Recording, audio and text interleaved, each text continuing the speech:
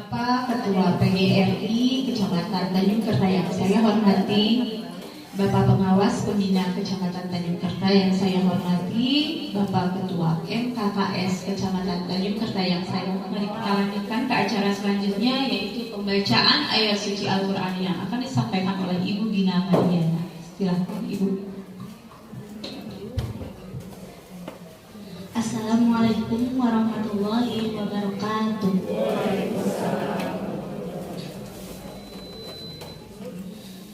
A'udzu billahi minasy syaithanir rajim.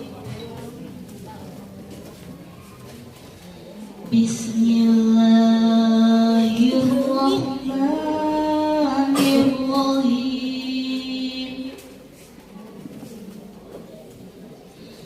La yukallifullahu nafsan illa wus'aha. Acara selanjutnya yaitu pembacaan doa yang akan disampaikan oleh Bapak Dian. Kepada Bapak Dian, dipersilakan. Assalamualaikum warahmatullahi wabarakatuh. Pada kelancaran dan kesuksesan acara ini, sejenak kita sama-sama tundukkan kepala untuk berdoa ke Zat Ilahil Rabbi.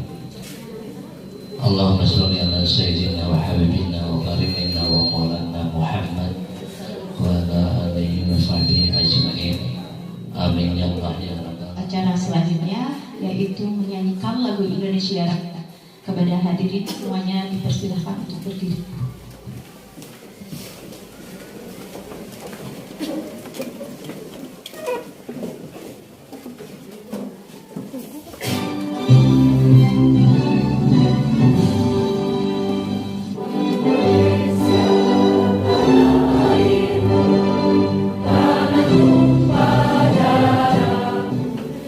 Bapak Guru yang saya hormati, marilah kita lanjutkan ke acara selanjutnya, yaitu sambutan dari Bapak Ketua PGRI Kecamatan Tanjung Kerta. Kepada Bapak Ketua PGRI dipersilakan. Bismillahirrahmanirrahim. Assalamualaikum warahmatullahi wabarakatuh. Alhamdulillah, Kecamatan Tanjung Kerta pada hari ini, terutama kepada para guru yang menjadi guru penggerak, dapat merealisasikan atas segala tugas-tugasnya sehingga bisa ditularkan kepada guru-guru yang belum mendapatkan pelatihan sebagai calon guru penggerak.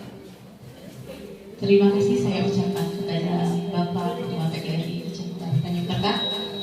Sambutan selanjutnya yaitu dari Bapak Pengawas Pembina Kecamatan Tanjung Kerta. Kepada Bapak Pengawas, saya persilakan.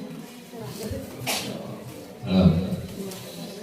Bismillahirrahmanirrahim. Assalamualaikum warahmatullahi wabarakatuh. Nah, dalam kesempatan ini adalah momen yang sangat baik ya, dari guru penggerak ingin menularkan ilmunya kepada kita semua ya. Karena Bapak dan Ibu, pada saat ini kita harus menerima perubahan. Sambutan ketiga yaitu dari Bapak Ketua MKKS Kecamatan Tanjung Kerta. Kepada Bapak, sekaligus membuka acara seminar implementasi budaya positif di sekolah. Kepada Bapak dipersilakan. Assalamualaikum warahmatullahi wabarakatuh. Ini merupakan suatu momen-momen yang sangat bagus dan mohon ini dikembangkan untuk kedepannya, karena guru punya wadah di gugus. Kebetulan ada 3 gugus, kebetulan ada di ketiga gugus ini ada guru penggerak ya. Hadirin yang saya hormati, sesuai permintaan panitia penyelenggara kegiatan seminar implementasi budaya positif di sekolah dengan resmi saya buka dengan ucapan Bismillahirrahmanirrahim.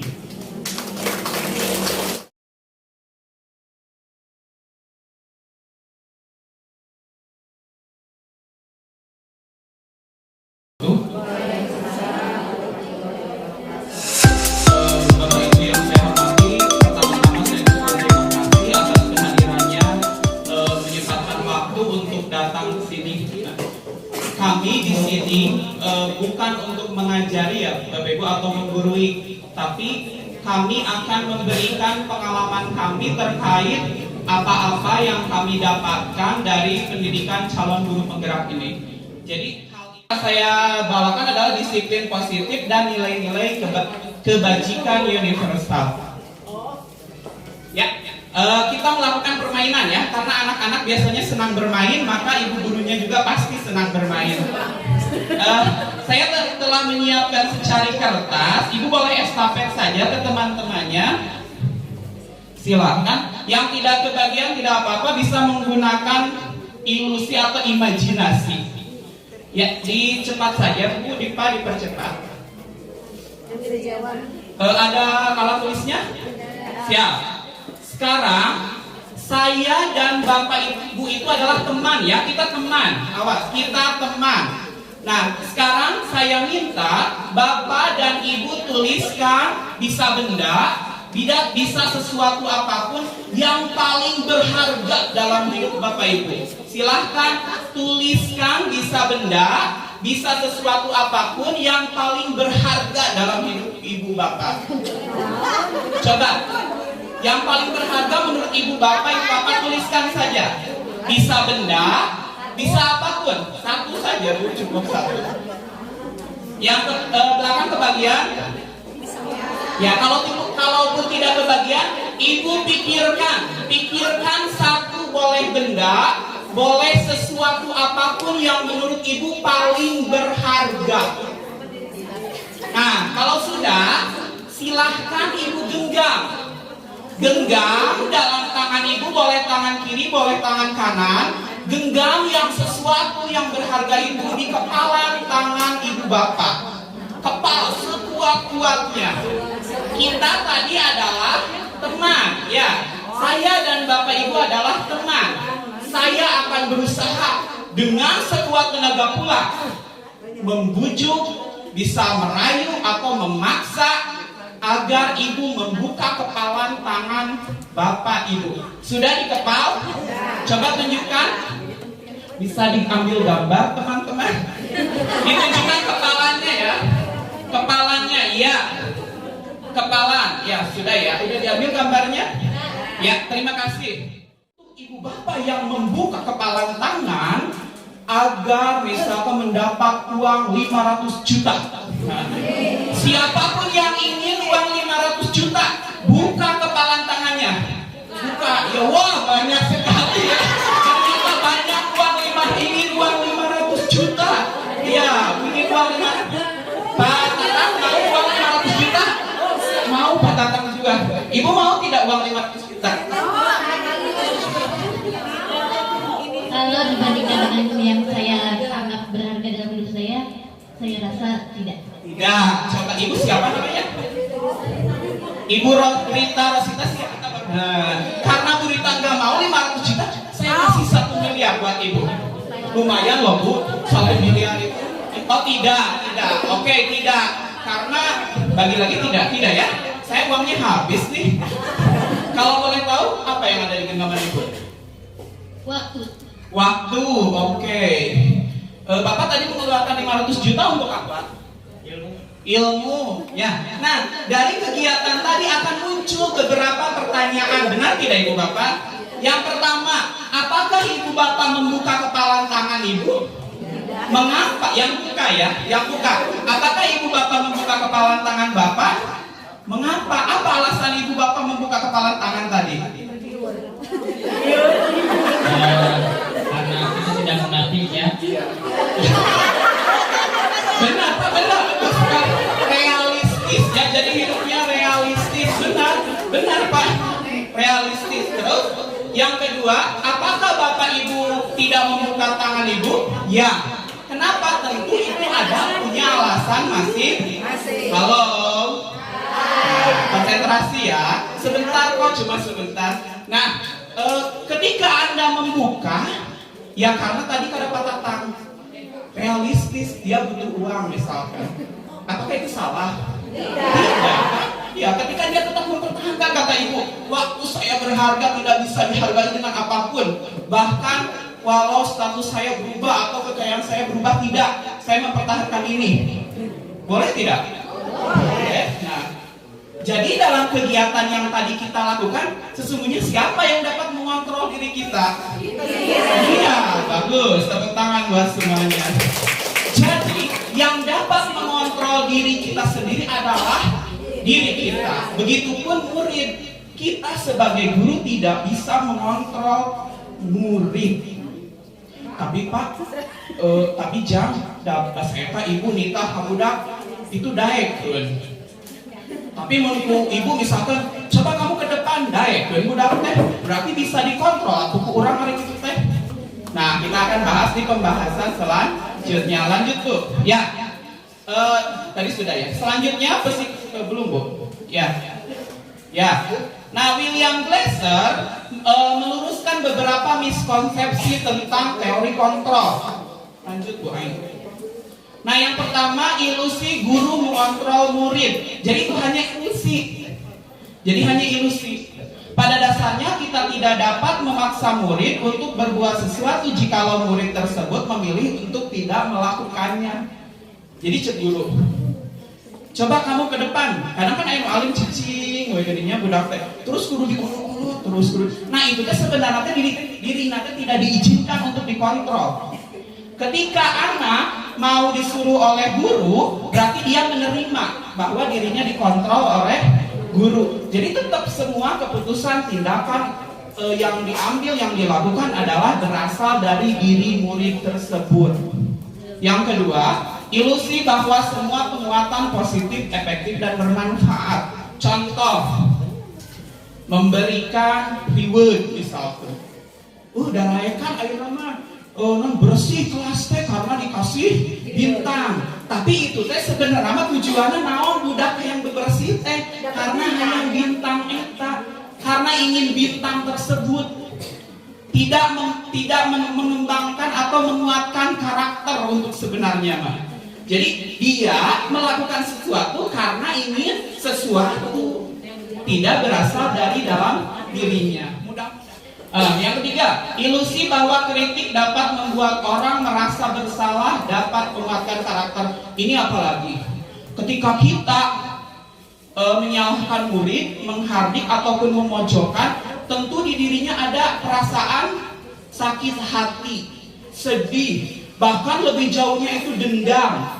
Bukan tidak mungkin kalau di SMP ketika anak dihukum oleh gurunya, pulangnya motor bapak gurunya dikempesan. Itu bukan hal yang tidak mungkin akibat dari tadi ya perasaan yang ditekan ke guru, depresi seperti itu. Lebih jauhnya banyaklah kasus-kasus yang terjadi. Jadi kalau kata kita beranggapan bahwa menghukum atau mengkritik itu adalah akan membangkitkan, merubah karakter anak menjadi lebih baik, itu tidak menurut tadi William Glasser ya. Dan yang terakhir, ilusi bahwa orang dewasa memiliki hak untuk memaksa, kontrol diri hanya diri kita sendiri ya. Jadi kalau guru bisa mengkritik, memaksa, itu hanya ilusi, tidak nyata seperti itu. Lanjut Bu Ani. Nah, bagaimana seseorang bisa berubah dari paradigma stimulus respon yang tadi kepada pendekatan teori kontrol? Nah, kata Stephen R. Covey, bila kita ingin membuat kemajuan perlahan sedikit-sedikit, ubahlah sikap atau perilaku Anda. Tapi kalau kita ingin memperbaiki cara-cara utama, maka kita merubah kerangka acuan kita. Jadi yang dirubah itu bukan perilaku, tapi kerangka acuan. Kerangka acuan dalam diri kita yang harus dirubah. Lanjut Bu Ai. Nah, ini perubahan paradigma, awalnya stimulus respon, kita ke teori kontrol. Jadi kita menerapkan teori kontrol. Kita mencoba mengubah orang agar berpandangan sama dengan kita. Jadi pakai stimulus respon, perilaku buruk dilihat sebagai suatu kesalahan. Tadi tidak semua perilaku, jadi semua perilaku memiliki tujuan. Ulah warna disalahkan, tapi kudu ditaruh heula. Kunaon neng teh kitu, kunaon neng ulah sok nangtungnya, bongana ganeng tadi. Nah ulah langsung seperti itu. Terus yang ketiga, orang lain bisa mengontrol saya, hanya saya yang bisa mengontrol diri. Saya bisa mengontrol orang lain, Anda tidak bisa mengontrol orang lain. Pemaksaan ada pada suatu bujukan yang gagal. Nah ini, jadi ketika kita ngarayu capek-capek, budak teh geus teu beunang di kumaha, akhirna memaksa. Bakat geus teu geus naik ka ubun-ubun, nu tadina neng sok atuh diajar sok ku bapa di mana kitu tah. Tah lila jadi sok atuh gak can geus pengen apa lagi istirahat. Nah, jadi awalnya pemaksaan pada suatu bujukan yang gagal. Ketika kita membujuk gagal, akhirnya maksa. Nah, kita rubah jadi kolaborasi dan konsensus menciptakan pilihan-pilihan baru. Sok, lamun ayeuna teu beres, memeh istirahat bade kumaha. Misalkan cebudak teh, Pak dikerjakeun di bumi, bukan di bumi atuh. Kumaha lamun teu beres di bumi teh? Kumaha tuh nya Pak? Sok saena kumaha? Kayak tuh Pak, tos non memeh lebat 5 menit abi lebat ti payun. Nah gitu bagus. Nah jadi gitu memberikan pilihan-pilihan sehingga anak mampu menemukan solusi sendiri. Jadi ulah kurang deh kayak kerja kerja memeh istirahat asup. Jadi memberi pilihan heula ka budak sehingga kalau sudah timbul niat dari anak maka dia akan sendirinya melakukan hal tersebut. Gitu. Yang terakhir adalah model berpikir menang kalah. Menjadi model berpikir menang-menang. Ya, jadi tak ayam menang, tak ayam weleh budak tadi merasa dizolimi tidak, dijolimi Pak. Kenapa? Karena waktu istirahatnya berkurang kan? Terus karena apa waktu istirahat berkurang? Karena perbuatan dia sendiri kan? Berarti salah tidak? Tidak kan gitu. Namun laras mah beres sebelum istirahat, apakah dia akan diberi konsensus seperti itu? Tidak kan? Nah jadi seperti itu ya Ibu Bapak. Punten rada cepat soalnya materi naseur waktu tadi. Jantan kieu lamun aya tengah tos mah gampil ke materi di share. Pamit aya materi ditaraskeun siap siap menanya memfasilitasi. Lanjut poin. Nah, ini hubungan disiplin positif dengan materi-materi lainnya yang akan dibahas hari ini.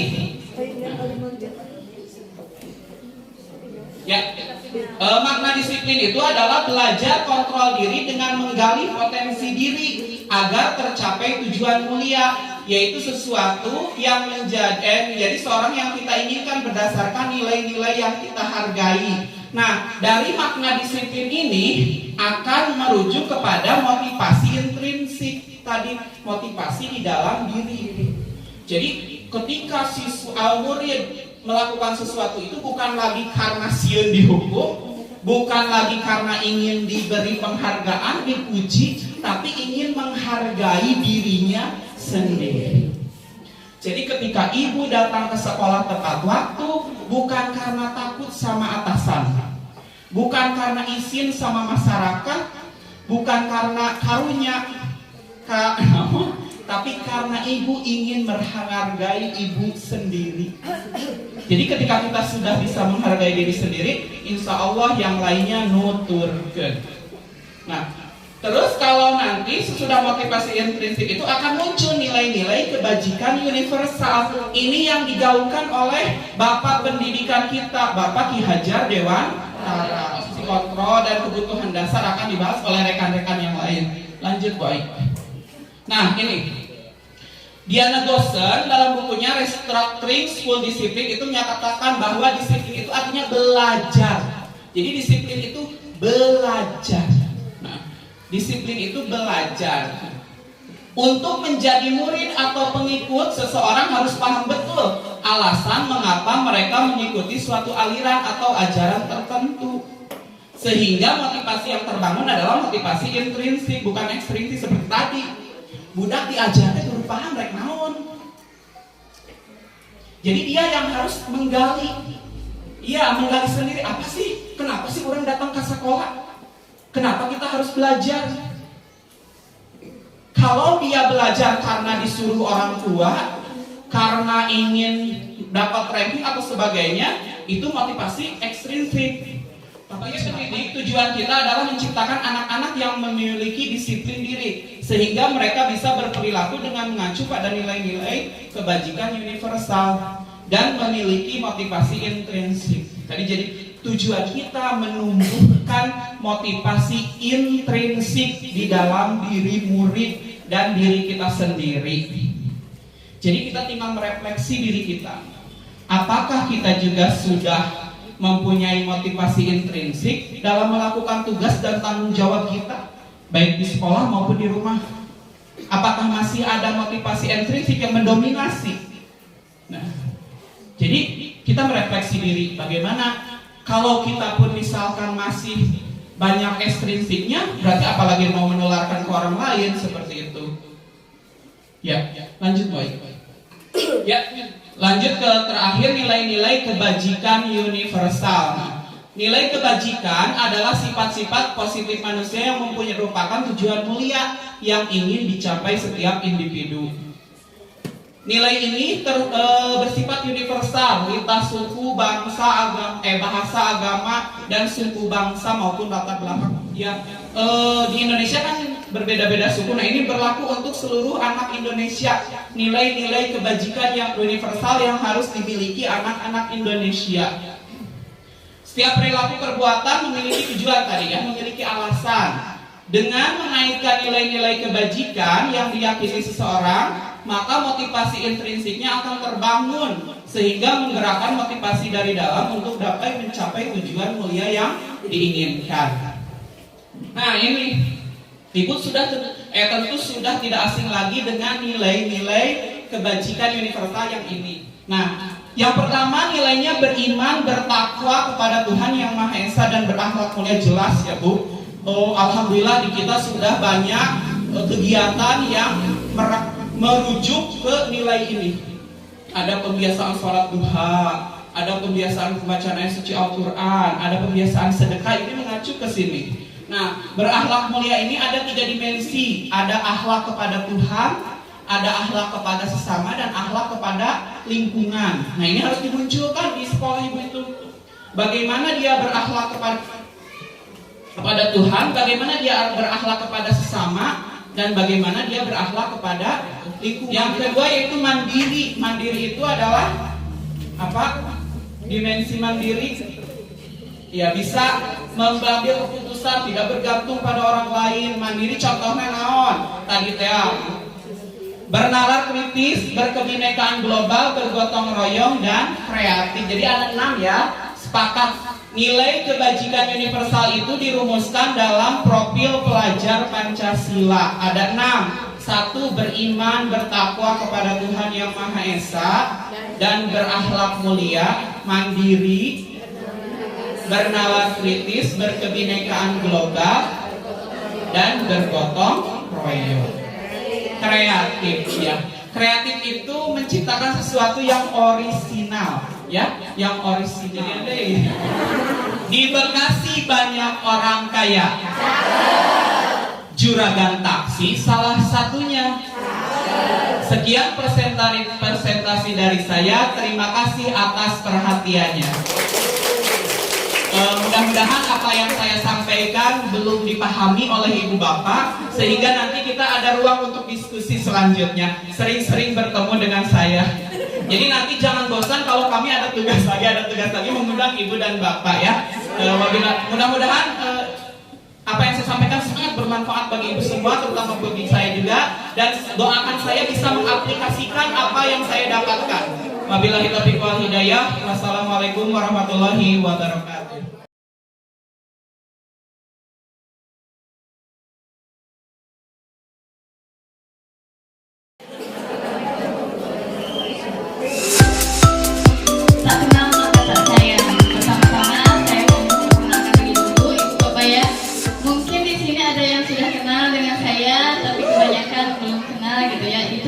Siapa gitu ya yang cantik-cantik. Nepangkeun Ibu Bapak Adi Evi Nur Hasanah, bertugas di SDN Awilega, asal dari Conggeang. Ya, mungkin Bapak belum kenal gitu ya karena saya jauh-jauh dari Conggeang. Alhamdulillah Allah sudah menakdirkan memberikan rezeki kepada saya untuk bergabung bersama Bapak guru hebat, Bapak dan Ibu guru hebat di Tanjung Kerta. Nah, kalau udah sayang, kalau udah kenal harus disayang, makanya kudu diangkat gitunya. Abdi orang Conggeang gitu yang diangkat jantan guru-guru di Kecamatan Tanjung Kerta. Mohon. Nah, selanjutnya kita akan membahas tentang teori motivasi, hukuman dan penghargaan juga restitusi. Tadi sudah dibahas sedikit oleh Pak Kusnadi bahwa setiap perilaku manusia itu pasti memiliki tujuan, ya Bapak Ibu. Kita melakukan pergi ke sini pasti ada tujuannya. Nah, 3 motivasi perilaku manusia itu apa? Yang pertama untuk menghindari ketidaknyamanan atau hukuman. Yang kedua yaitu untuk mendapat imbalan atau penghargaan dari orang lain. Yang ketiga untuk menjadi orang yang mereka inginkan dan menghargai diri sendiri dengan nilai yang mereka percaya. Nah, di gambar itu ada siswa yang sedang disetrap. Kira-kira kalau di sekolah anak itu melakukan suatu hal atas dasar dirinya atau atas dasar guru. Nah, kadang anak itu melakukan hal yang kita maksud itu atas keinginan guru gitu ya Pak. Sok, enggak gerak piket. Nah, murid itu akan piket. Tapi di dalam hatinya mungkin ada motivasi. Abdi pada piket tapi sih dicarikan kubu epi gitu. Atau ada juga misalnya kita suka memberikan penghargaan kepada siswa. Di kelas ada stiker bintang gitu ya. Siapa yang piketnya paling rajin nanti ibu kasih bintang. Atau siapa yang mau maju ke depan nanti ibu kasih permen. Nah, itu untuk mendapat imbalan. Tapi ada juga kalau siswa yang mempunyai kesadaran diri. Abdi mah bade piket, amih kelasna bersih, diajarna nyaman, raoseun. Nah, kalau itu adalah motivasi internal yang ada di dalam dirinya. Kalau takut dimarahin, takut dihukum, atau ingin diberikan hadiah, itu motivasi eksternal. Selanjutnya, nah menurut Ki Hajar Dewantara, kan kita tahu ya tentang kurikulum merdeka. Tujuannya apa sih kurikulum merdeka itu? Nah, merdeka itu artinya tidak hanya terlepas dari perintah orang lain, tapi siswa juga bisa mengontrol dirinya untuk memerintah diri sendiri, gitu. Jadi kalau ada Kak Bumbur, oke, ibu cina upami kabarudak, tenati matematika, hayang nangtung sia. Nah, orang emotnya, tapi emu di emot nawan. Aduh, nah takutnya itu, aduh bahasa eta abi ku si ibu eta pernah disetrap, gara-gara apa-apa kalian. Nah, yang diingat itu adalah rasa takutnya. Nah, kalau itu kan memberikan hukuman ya. Nah, kalau memberikan hukuman itu otomatis akan merasakan ketidaknyamanan di dalam diri siswa. Lain halnya kalau dia menyadari dengan sendirinya bahwa belajar itu adalah kebutuhan. Oh, saya ingin menjadi anak yang pintar. Saya ingin mencapai cita-cita saya. Nah, itu anaknya akan tertanam dalam dirinya semangat untuk mencapai cita-citanya. Bukan ingin mendapat imbalan atau takut hukuman dari orang lain seperti itu. Nah, sebagai guru kita harus menanamkan, berusaha belajar menanamkan motivasi internal di dalam diri siswa. Upami dipasihan wae hadiah mah atuh panten bobol ibu guru nanya, ayo wae walinten cenah diajar pasihan hadiah. Atawa lamun urang ngamuk-ngamuk kami buru-buru kerjakeun. Nah, kan kita bisa darting ibu ya kalau terus-terus menghukum atau marah-marah. Nah, Ki Hajar Dewantara itu maksudnya merdeka itu. Jadi agar siswa bisa menentukan pilihannya, menentukan nilai kebajikan apa yang ada di dalam dirinya, agar dia yakin bahwa dia ingin menjadi orang yang seperti apa gitu. Kalau misalnya siswa yakin bahwa peduli terhadap lingkungan itu membuat dia nyaman terhadap dirinya, jadi dia akan melaksanakan kewajibannya tugas piket gitu, tanpa disuruh atau tanpa mengharapkan imbalan. Selanjutnya, nah biasanya untuk meningkatkan nilai positif atau kebajikan universal tadi kita sering membuat peraturan ya. Peraturannya masuk tepat waktu jam 7. Nah, atau peraturannya menggunakan sepatu berwarna hitam. Nah, itu kita biasanya di sekolah menggunakan peraturan. Tetapi biasanya juga kalau peraturan itu pasti ada pelanggaran. Nah, ketika ada pelanggaran, maka akan sesuatu harus terjadi. Nah, contohnya kalau terlambat sekolah biasanya ada hukuman gitu ya, pasti akan sesuatu terjadi. Terlambat sekolah, ayo kamu telat masuknya, ayo lari. Nah, itu pasti hukuman. Lalu ada konsekuensi dan restitusi. Kalau hukuman dan konsekuensi kita mungkin sering mendengar Bapak Ibu ya. Kalau restitusi, apa itu restitusi? Nah, dalam modul guru penak ini saya juga baru pertama kali mendengar restitusi. Nah, restitusi itu adalah proses menciptakan kondisi bagi murid untuk memperbaiki kesalahan mereka sehingga mereka bisa kembali pada kelompok mereka dengan karakter yang lebih kuat. Restitusi juga merupakan proses kolaboratif yang mengajarkan murid untuk mencari solusi atas permasalahannya agar mereka menjadi orang yang lebih mulia, lebih baik lagi. Nah, nanti akan disampaikan lebih jelasnya restitusi, langkah-langkahnya seperti apa oleh rekan saya. Nah, apa perbedaannya hukuman, konsekuensi, dan restitusi? Nah, kalau hukuman itu bersifat tidak terencana, ujuk-ujuk gitunya, tanpa ada persetujuan dengan siswa. Misalnya kalau siswa terlambat masuk, lari, push up. Nah, itu hukuman spontan seperti itu ya. Nah, kalau konsekuensi itu terencana, disepakati dan dibuat oleh guru juga siswa. Misalnya di tahun ajaran baru, oke anak-anak, kalau kalian terlambat, apa yang harus kalian lakukan biar kalian tidak terlambat lagi? Nah, konsekuensinya dari kesalahan yang kalian laksanakan apa? Misalnya, Bu, kalau terlambat nggak boleh istirahat, kata anak-anak begitu. Oh iya, kan itu ada sepakat antara guru dan siswa. Kalau hukuman tidak ada kesepakatan. Nah, kalau restitusi itu untuk memperbaiki kesalahan. Kalau hukuman dan konsekuensi itu melanggar pasti ada akibatnya. Nah, kalau restitusi itu untuk memperbaiki kesalahan. Kalau anak terlambat, kita tanya kenapa terlambat? Siangan Bu. Nah, biar tidak terlambat lagi, apa yang harus kamu lakukan? Nah, itu restitusi, menanamkan kepada dirinya, oh iya, saya terlambat, akibatnya saya telat masuk sekolah. Nah, biar tidak terlambat lagi, nanti siswanya berpikir, berreflektif. Saya harus bangun pagi-pagi. Kalau bangun pagi-pagi berarti tidurnya harus cepat, nggak boleh begadang seperti itu. Nah, kalau hukuman juga bersifat satu arah. Jadi kalau kata guru harus A, ya siswanya harus nurut gitu ya. Kalau konsekuensi itu dibuat bersama-sama. Kalau restitusi itu berkolaborasi antara guru dan siswa untuk memecahkan kesalahan yang dia lakukan.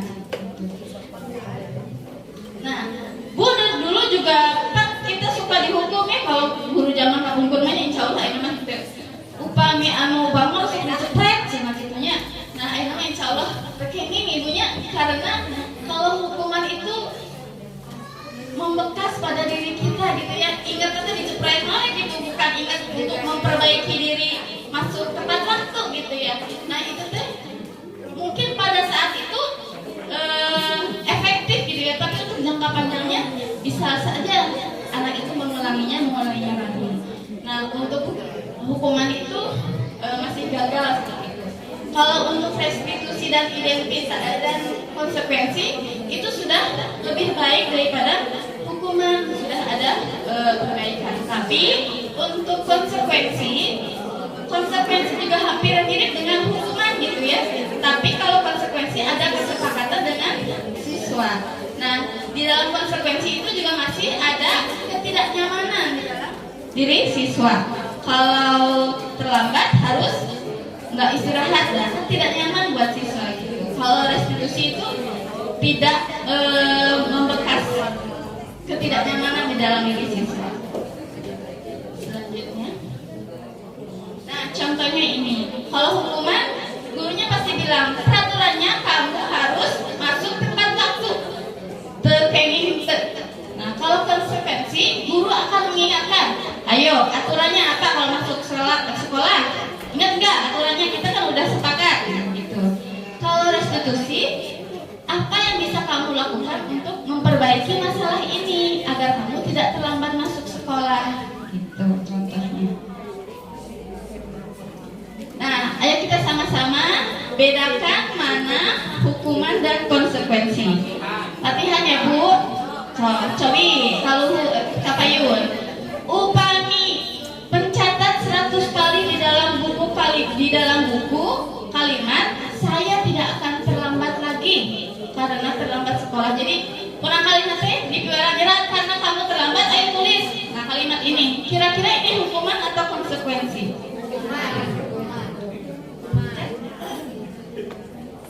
Iya benar, hukuman. 1. Biasanya hukuman itu menyambung ibunya. Atau terlambat sekolah tapi dihukumnya beratnya berat. Memperbaiki apa gitunya? Korelasinya antara terlambat dan menulis itu kan menyambung gitu. Yang kedua, lari mengelilingi lapangan basket 2 kali karena terlambat hadir ke sekolah. Kira-kira hukuman atau konsekuensi? Iya betul, hukuman. Pintar. Selanjutnya, menggantikan kertas tugas teman yang telah dicoret-coret. Iya, cek. Oke betul, konsekuensi ya. Yang satunya lagi, lari mengelilingi lapangan basket 2 kali karena terlambat 10 menit untuk pelajaran PJOK.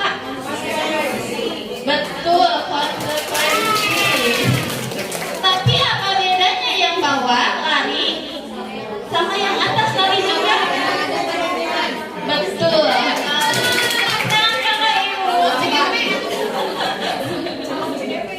Iya. Nah, itu ada korelasi antara kesalahan dan yang dilakukan konsekuensi. Tapi di dalam konsekuensi ini masih ada rasa tidak nyaman di dalam diri siswa. Ya disuruh lari, orang lain udah senang misalnya ini lari, tapi sudah bisa memperbaiki kesalahannya. Seperti itu. Nah, ini adalah materi yang mengagetkan saya Bapak Ibu. Saya juga baru tahu sekarang.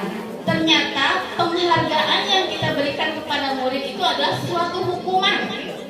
Nah, masih hadiah kalau jadi menghukum. Nah, hukuman dan penghargaan ini adalah ilusi kontrol perilaku seseorang yang menghancurkan pembelajaran sesungguhnya. Jadi gini Bu contohnya, siswa yang senang saat ia bisa membaca. Abdi gerung urang kali usiana badai belajar baca. Dia belajar baca kata manggil saya teh Umi, dan dia senang sekali. Wah ini bacanya Umi ya, oh Umi teh panggilannya ditulisnya kayak gini gitu ya. Itu tuh dia senang sekali karena dia tahu bahwa yang dia pelajari itu jadi nerap gitu di pengetahuan barunya teh. Nah, beda halnya kalau saya misalnya saat dia seneng bisa membaca, terus saya kasih permen. Anak saya itu suka permen. Ini permen buat adek karena bisa baca kata Umi. Bahagianya jadi ganti Bu.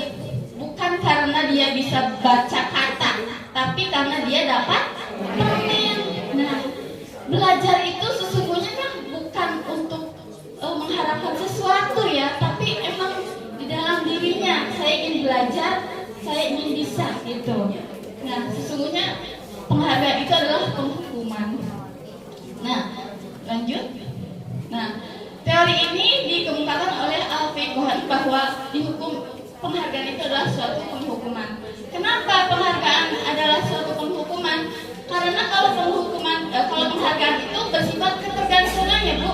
Anak-anak kadang suka bakal dikasih permennya tuh si ibu selalu mengerjakan. Nanti besoknya Bu mana permennya? Bu mana permennya? Gitu. Bu mana bintangnya? Gitu ya kalau di kelas suka kasih bintang gitu. Nah, anak-anak itu akan jadi ketergantungan. Bukan karena kesadaran diri, tetapi karena bergantung dari hadiahnya itu. Selanjutnya penghargaan itu tidak efektif ya Bu, karena itu tadi belajar itu untuk dirinya, untuk perilakunya. Kalau dikasih hadiah, jadi tujuannya jadi berbeda, bukan ingin bisa gitu, tapi karena ingin sesuatu imbalan. Nah, penghargaan juga itu merusak hubungan ya Bu, karena kadang di kelas gitu si ini bisa menjawab pertanyaan dikasih hadiah, tapi bagaimana dengan teman yang lain yang tidak bisa menjawab? Kadang, syaitan diberi ngomong tuh gitu perbut gitu, katanya akan ada persaingan. Selanjutnya, penghargaan itu mengurangi ketepatan menurut riset yang dilakukan Al-Fiqh. Jadi kalau anak-anak dikasih penghargaan itu jadi lebih tergesa-gesa gitu ya, jadi jawabannya itu banyak yang kurang tepat daripada yang tidak diberikan penghargaan karena dia pengen sesuatu gitu. Selanjutnya, penghargaan itu menurunkan kualitas dan kreativitas karena ya itu tadi tujuannya bukan ingin bisa tapi ingin suatu hal. Jadi kreativitasnya itu pokoknya yang penting ngerjakan bener pasti dikasih hadiah. Beda lagi kalau dia memang ingin bisa, pasti kreativitasnya akan berkembang. Nah, penghargaan itu juga hukuman. Jadi gini Bu, kita suka kasih ranking ya kepada ranking 1, ranking 2. Apakah kita tidak memikirkan bagaimana dengan yang tidak punya ranking? Nah, anak yang tidak punya ranking mungkin kalau kita lihat biasa cuek gitu ya. Tapi apakah di dalam dirinya ada rasa gagal gitu ya? Orang tuh bawa ranking. Nah, itu teh memberikan hukuman secara tidak langsung Bapak Ibu. Jadi kalau bisa mah ranking teh off the record gitu ya, hanya kita yang tahu. Murid mah nggak perlu di ranking, karena di ranking itu ya itu kita mungkin mengharapkan jadi lebih baik, tapi ternyata bagaimana dengan teman-teman yang lainnya gitu. Mungkin di hatinya menjadi gagal gitu, lebih gagal sudah ranking 1 gitu ya. Nah, yang selanjutnya yaitu penghargaan itu merusak motivasi intrinsik. Itu tadi ya, motivasi itu ada eksternal dan ada internal. Kalau dikasih penghargaan berarti siswa itu pengen penghargaan itu, bukan dia pengen bisa. Nah, terus apa atuh hari penghargaan nggak boleh, dihukum nggak boleh, terus kudu kumaha di kelas. Nah, caranya yaitu dengan melakukan restitusi itu tadi ya, agar anak memahami apa yang harus dia lakukan untuk menerapkan nilai-nilai kebajikan dalam dirinya. Aku udah hese mohon Bu, tapi tidak ada yang tidak mungkin ya kalau kita sedikit demi sedikit mencoba dan menerapkannya di kelas. Apalagi suami Bu, kadang mah sok lepas kontrol gitu nya berudak ribut. Nah, tapi ada waktu kita untuk mencoba menerapkan. Nah, untuk menerapkan restitusi ini ada ciri-cirinya. Ciri-ciri restitusi yaitu yang pertama untuk belajar dari kesalahan, bukan menebus kesalahan tapi jadi pribadi yang lebih baik. Contohnya, ada 2 orang teman, yang satu bawa air minumnya bahe tumpah. Nah, dari restitusi ini kita harus belajar dari kesalahan. Nah, bagaimana caranya agar si teman itu nggak berantem? Tapi bukan dengan cara hanya mengganti air yang tumpah. Terus digentosan air mak. Nah, bukan itu, bukan dari kesalahan, tapi menjadi pribadi yang lebih baik. Nah, dari contoh tadi, nilai apa yang terkandung kalau kita mengganti air teman kita yang tumpah? Nilai bertanggung jawab. Nah, bukan masalah mengganti airnya, tapi masalah tanggung jawabnya. Si teman itu mengganti air milik temannya. Nah, yang kedua untuk memperbaiki hubungan.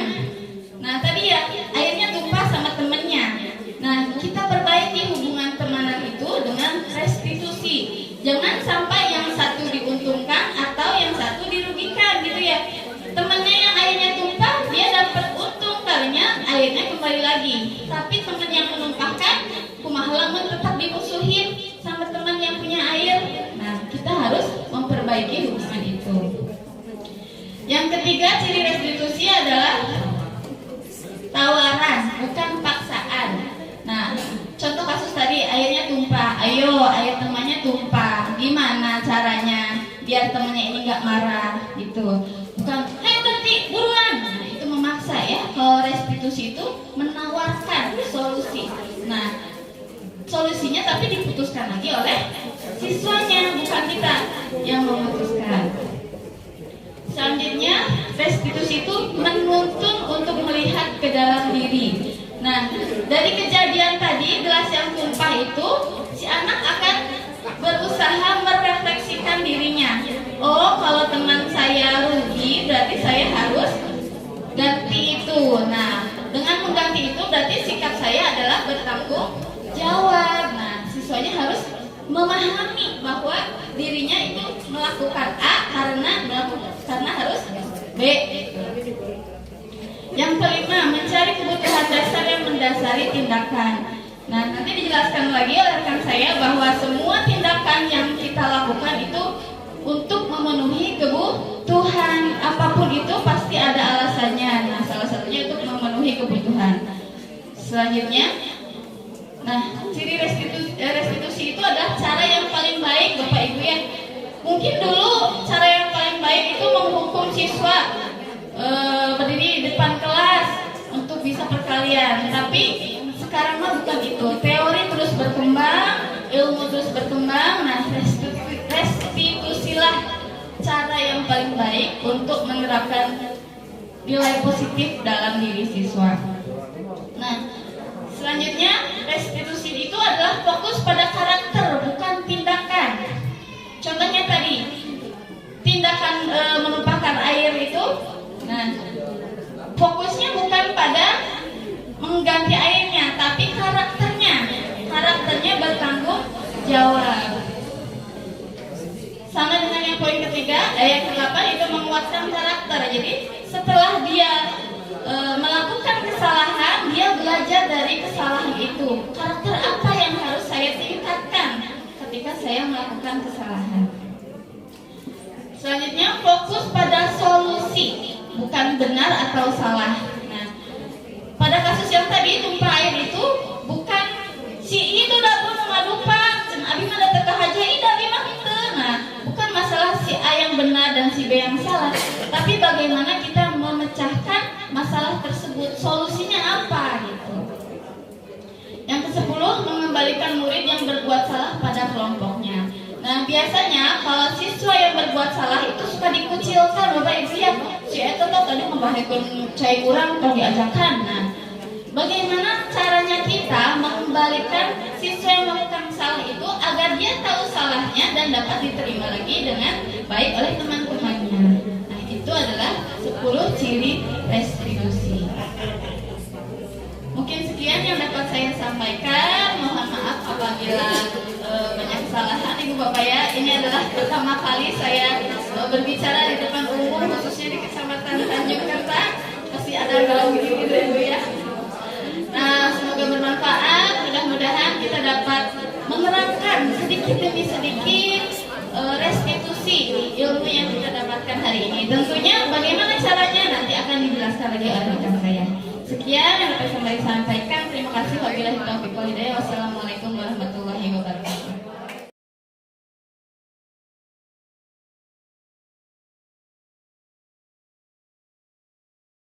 Warahmatullahi wabarakatuh. Agar lebih semangat ya, karena materi masih ada 4 lagi. Saya akan mencoba, karena tadi Pak Kusnadi buat pantun, saya pun akan membuat pantun. Bagus tidak bagus kata Pak Kadis, amanah Pak Kadis, bilang aja cakep, gitu ya. Kata Pak Kadis, kata Pak Bupati juga gitu. Saya cakep, gitu ya. Oke, kita mulai. Jalan-jalan sama dijual. Pulangnya membeli duren. Tepuk tangan buat kita semua. Sudah jadi guru hebat dan juga keren. Anak-anak, dengan ibu bapak bersedia datang di sini, berarti sudah membuktikan ibu bapak keren. Beda dari yang lain seperti itu. Baik, materi selanjutnya yang akan saya sampaikan yaitu mengenai keyakinan kelas. Keyakinan kelas. Ibu bapak jujur saya pun baru mendengar ketika di modul ini keyakinan kelas. Manawi ini dia ibu bapak pernah mendengar apa itu keyakinan kelas? Oh,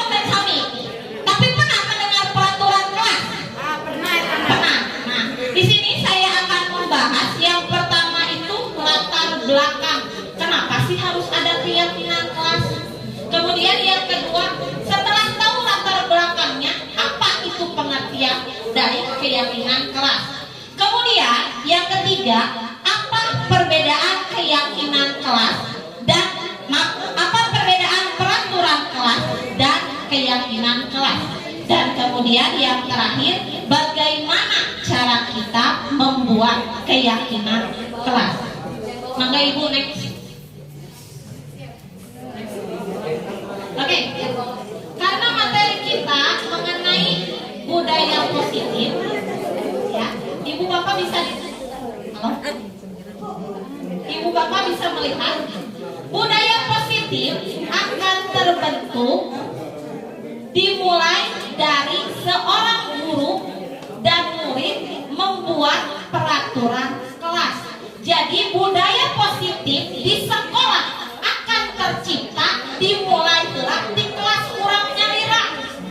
Sampai ngajak batur, ajak diri sendiri dan juga siswa kita. Baru kita tularkan ke rekan-rekan yang lain. Maka akan terbentuk budaya yang positif. Maka tadi materi pertama motivasi intrinsik dulu. Motivasi dalam diri kitanya terlebih dahulu. Kemudian sesudah itu baru tadi materi oleh Ibu Epi ada hukuman, ada konsekuensi, dan ada restitusi. Nah, bagaimana supaya budaya positif itu bisa terjadi atau tercipta? Maka kita akan mulai terlebih dahulu ya dari peraturan kelas. Dari peraturan kelas kita beranjak ke yang namanya keyakinan kelas. Kalau semua kelas sudah bisa terlibat, maka akan membentuk yang namanya lingkungan yang positif. Kalau sudah jadi lingkungan positif, otomatis budaya positif pun di sekolah itu bisa tercipta. Jadi latar belakangnya dari itu dulu ya. Next Bu. Ibu. Tadi saya bertanya adakah di forum ini yang mengetahui atau mendengar mengenai apa itu keyakinan kelas? Sudah pernah mendengar Ibu? Belum. Tapi peraturan kelas pernah mendengar? Sering. Abi ningali atau Abi Ibu pasti ngadamel di kelas ngajeblak peraturan kelas 5. Atau Abi tata tertib kelas 6. Di kelas 1 dugikeun ka kelas 6 pasti ada tata tertib atau peraturan kelas. Abi bade naros. Ibu, Bapak, ketika membuat peraturan kelas, siswa dilibatkan henteu? Dilibatkan tidak? Di zaman Abi SD, dugikeun ka ayeuna jadi guru, nu namina tata tertib atau napi peraturan kelas, ujung-ujung aya we ditempel ku guruna. Kitu nya Bu nya. Kan eta napi Abi ukur. Sami, ujung-ujung aya we urang kali teh jangan terlambat, berpakaian rapi, tidak boleh buang sampah sembarangan. Ujung-ujung kayak peraturan we, tapi tidak disepakati secara bersama-sama. Tadi deui ka motivasi intrinsik. Lamun ketika siswa tidak dilibatkan, apakah dia akan merasa yakin motivasi intrinsiknya bakal keluar? Lamun keurangan tidak diterlibatkan, apakah akan muncul Ibu motivasi intrinsiknya? Iya, karena yang namanya keyakinan kelas itu harus disepakati secara bersama-sama antara siapa Ibu? Antara siswa dan juga guru. Model tadi sahur Pak Gus Nadi naros kapan tatan. Bapak, bade ku abi di getoskeun. Eta Bapak teh kepal no?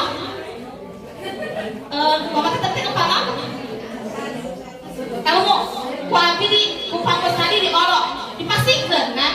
Sami lamun murid ketika kita tanya, ketika dia tahu apa maksud dan peraturan kelas itu, apa maksud ada nilai apa yang terdapat dalam peraturan kelas tersebut, maka motivasi intrinsiknya pun pasti akan timbul. Jadi latar belakangnya dari itu dulu. Next. Nah, selain itu Tadi materinya menyambung dari materi Ibu Evi. No hukuman, no konsekuensi, no reward. Jadi kita kan tidak boleh memberikan hukuman, tidak boleh juga memberikan konsekuensi, tidak juga boleh memberikan reward atau penghargaan. Nah, yang harus kita tingkatkan atau kita timbulkan adalah munculkan motivasi intrinsiknya. Next book. Nah, keyakinan kelas itu bagian awal dari budaya positif. Sebagai langkah awal untuk penerapan budaya positif bisa dimulai dengan membuat kesepakatan kelas. Dalam pelaksanaannya, kesepakatan kelas atau keyakinan kelas itu harus melibatkan peserta didik. Hal ini sesuai dengan Goshen. Beliau mengatakan suatu keyakinan akan lebih memotivasi seseorang dari dalam atau memotivasi secara intrinsik. Seseorang akan lebih bergerak dan bersemangat untuk menjalankan keyakinannya daripada hanya sekedar mengikuti serangkaian peraturan. Next book. Sehingga pengertian keyakinan kelas adalah keyakinan bersama-sama yang berisi nilai-nilai kebijakan, kemudian dengan sadar dan tanpa paksaan disepakati oleh seluruh anggota kelas, yaitu siswa dan guru, untuk menciptakan budaya positif di lingkungan sekolah. Next lagi Bu. Nah, mengapa tidak peraturan kelas? Kenapa harus keyakinan kelas? Saya analogikan helm dan motor. Di dia ibu biasa naik motor, ibu bapak biasa naik motor?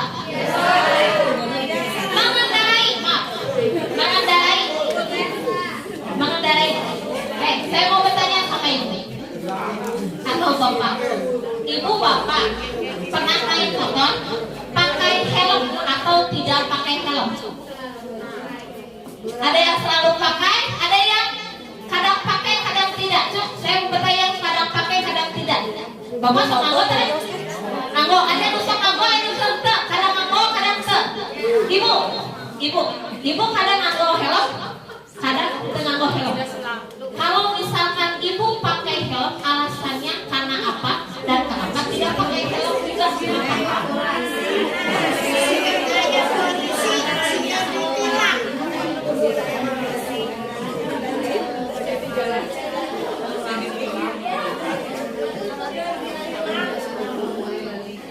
Jadi gini, tadi Ibu Rita ya namanya.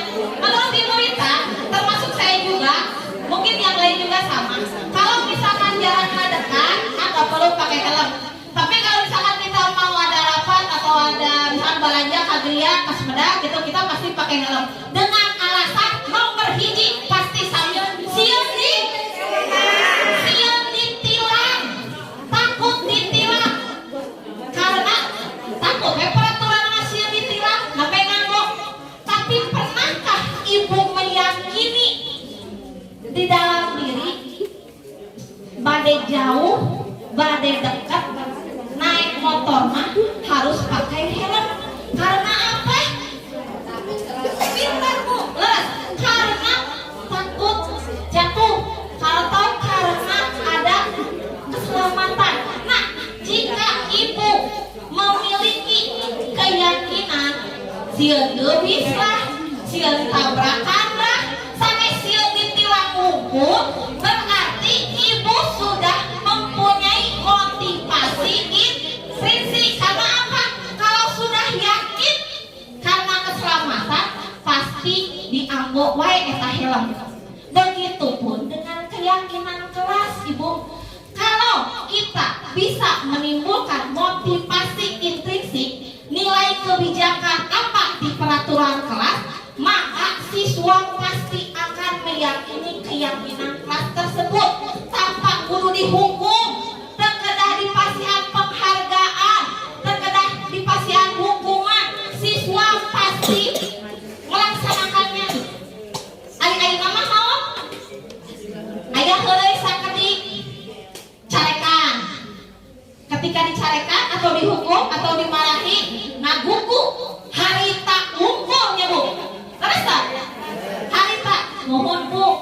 tidak akan mengulanginya kembali besok. Nah, apa yang terjadi? Tetap anak melakukan.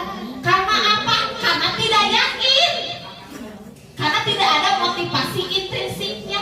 Maka dari itu, untuk salah satu menciptakan budaya positif yaitu dengan menerapkan atau membuat keyakinan kelas.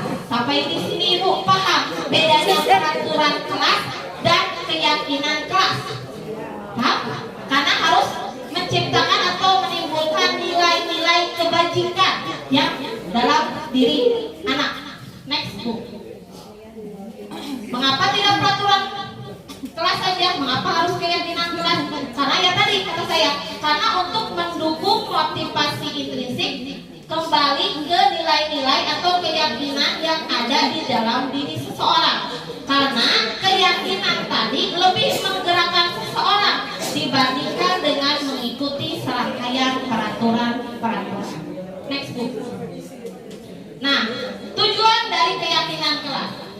Dengan adanya keyakinan kelas yang sudah dibuat dan disepakati bersama-sama, diharapkan siswa tidak lagi terpaksa dan terancam dalam berbuat kebajikan yang sesuai dengan nilai-nilai karakter.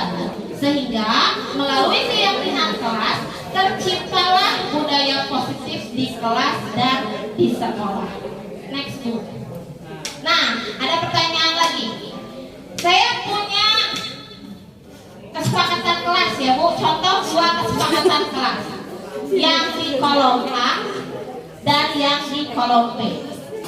Silakan Ibu Bapak amati yang di kolom A dan Ibu Bapak amati yang ada di kolom B. Pertanyaan saya, kalau sudah diamati, menurut Ibu Bapak, yang manakah yang merupakan keyakinan kelas dan mengapa? Adakah yang bisa menjelaskan? Apakah menurut Ibu Bapak yang A, yang keyakinan kelas, atau yang B? Yang B. Cuk, ada yang mau bertanya Bu? Bertanya, mengacungkan tangan dengan menyebutkan alasannya. Kenapa jawabannya B atau kenapa jawabannya A? Cuk. B. Kenapa? Tadi kan? Pekar? Tadi nggak komplit Bapak? Tadi apa? A atau B? B. Alasannya Pak?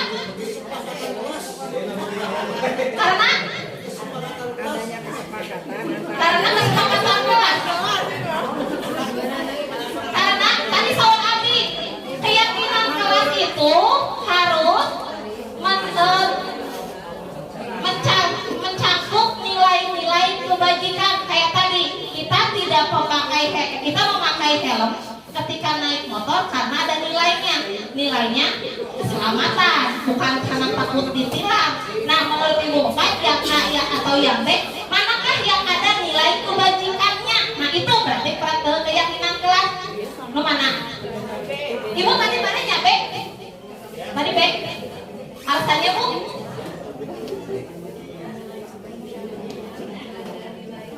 Ada nilai kebajikannya.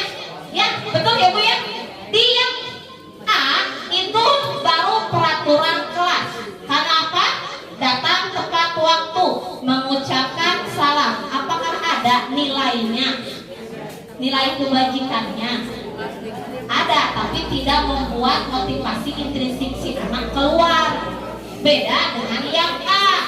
Kami guru dan murid yang saling menyayangi. Nilai kebijakannya apa? Atau nilai kebajikannya apa Ibu Bapak?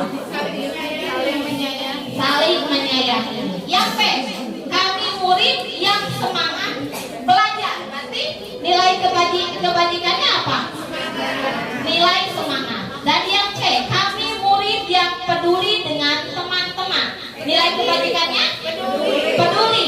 Nah, kalau sudah muncul nilai kebajikannya, insya Allah meskipun membutuhkan proses yang lumayan lama, saya pun dari CGP, dari program CGP sudah menerapkan keyakinan kelas, meskipun prosesnya agak lumayan lama, tapi setidaknya ada lumayan perubahan yang lumayan signifikan. Begitu, apalagi kalau misalkan diterapkannya di 6 kelas, insya Allah budaya positif bisa tercipta. Lanjut.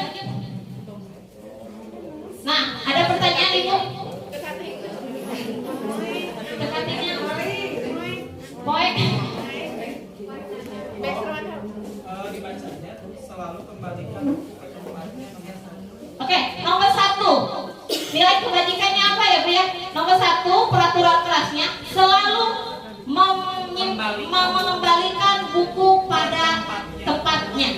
Berarti kira-kira nilai kebajikannya apa?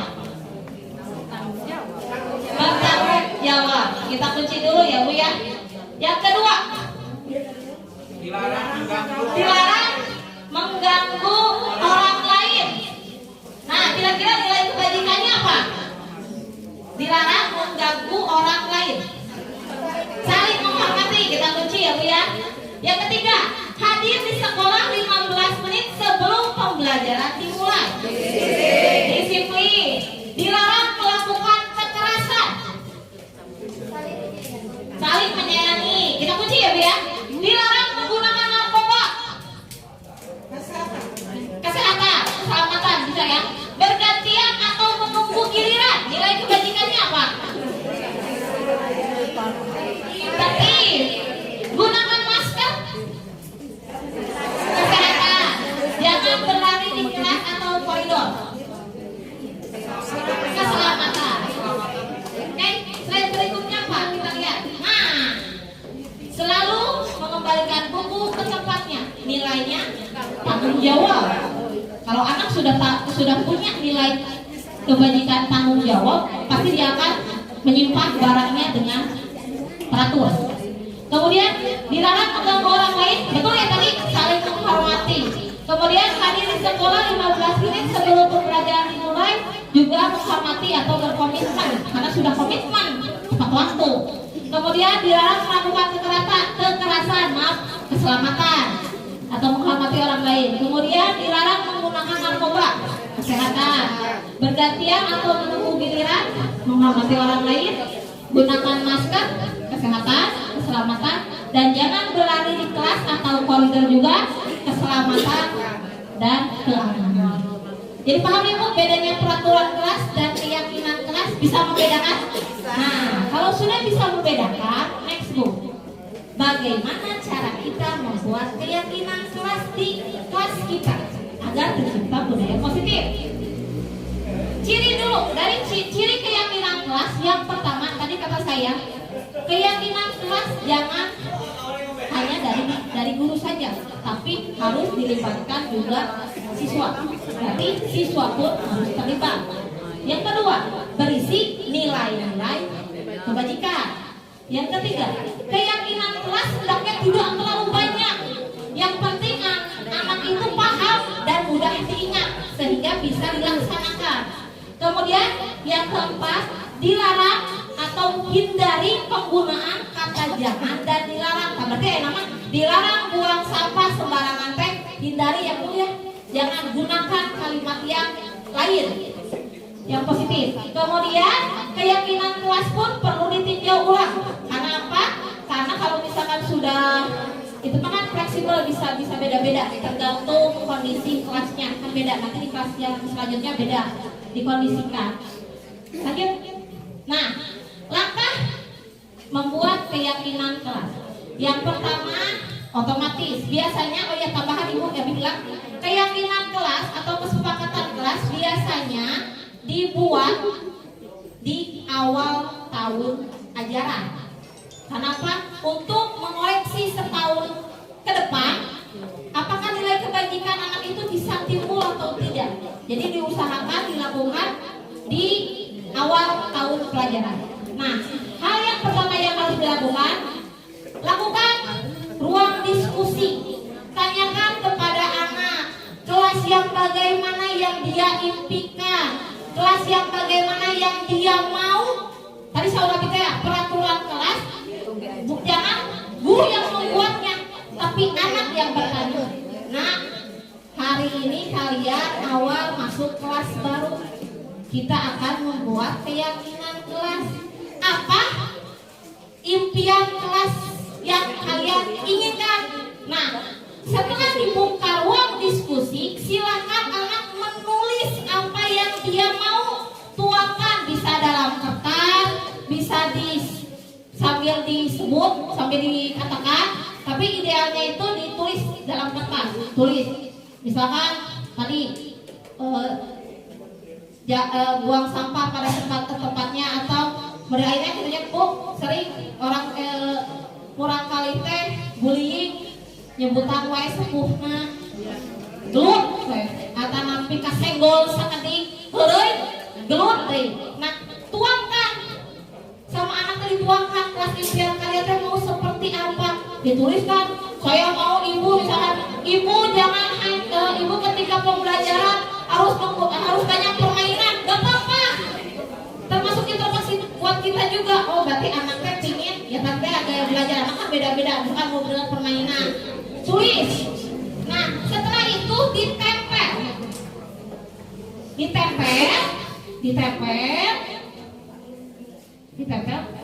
saya gambar foto, ada itu nggak Bu, ada gambar keyakinan kelas yang pernah ibu bapak buat biar kelihatan gitu.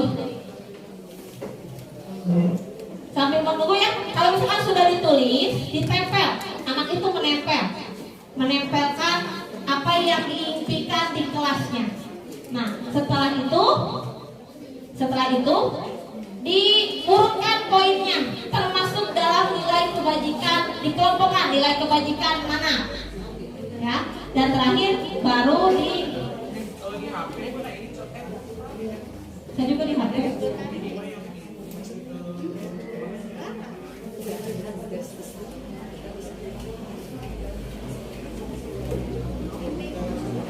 Biasanya pada kami daya mah next week itu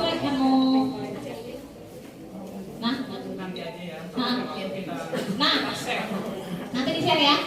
Kemudian kalau sudah ibu gimana ini dulu yang 17 ini 16 dulu.